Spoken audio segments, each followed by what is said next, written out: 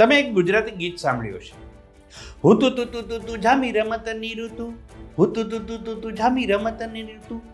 બસ આવી જ રમતની ઋતુ ચાલી રહી છે ગુજરાત.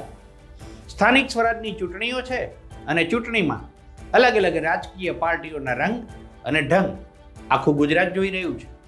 ક્યાંક દાવા છે, ક્યાંક પ્રતિદાવા છે, ક્યાંક વિકાસની વાતો છે, તો ક્યાંક રકાસમાંથી અલગ તરફના વિકાસની વાતો છે. હવે થયું છે એવું કે ગુજરાત સરકારમાં પૂર્વ મંત્રી રહેલા ભાનુબેન બાબરિયા, તમે માનશો એમના મત વિસ્તારના લોકો પોસ્ટર મારીને કહે છે ભાનુબેન બાબરિયા ગુમ થયા છે. 2.5 વર્ષની એક ટર્મ ભાનુબેન ગુજરાત સરકારમાં મંત્રી રહ્યા પછી ગત દિવાળીના દિવસોમાં મંત્રીમંડળનું વિસ્તરણ થયું અને ભાનુબેન પાછા ધારાસભ્ય બનીને રાજકોટ રહ્યા. માની લીધું કે 2.5 વર્ષ મંત્રી હતા અને રાજકોટમાં પોતાના મત વિસ્તાર તરફ ધ્યાન ના આપી શક્યા, પરંતુ હવે સ્થાનિક સ્વરાજની ચૂંટણી વખતે પણ ભાનુબેન બાબરિયા પ્રચારમાં જતા નથી કે લોકોને મળતા નથી. આ બંનેમાંથી જે હોય તે, પણ ભાનુબેનના મત વિસ્તારની પ્રજા એમના ધારાસભ્ય ભાનુબેન બાબરિયાને શોધે છે. હવે તમને થશે કે કેવી રીતે શોધે છે, જોઈ લો આ વિડીયો.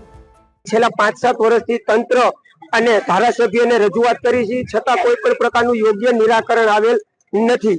અને અહીંયા આજુબાજુના 4-5 ગામના લોકો કે જે સેવા માટે મંદિરે આવતા હોય છે, આજે અમે ત્રંબા દ્વારા એવા લોકોએ બધા ગામજનો દ્વારા એવો નિર્ણય કરવામાં આવેલો છે કે ભાજપના કોઈ પણ આગેવાનોને ત્રંબા પ્રવેશવા દેવામાં આવશે નહીં.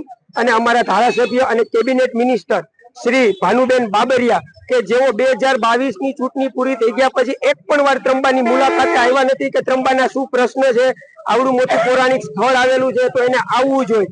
એટલે આ ભાનુબેન પણ અત્યારે ગુમ થયેલ છે. જે કોઈને ભાળ મળશે એને ત્રંબા ગામ વતી 21,000 રૂપિયાનું અમે ઇનામ આપશું.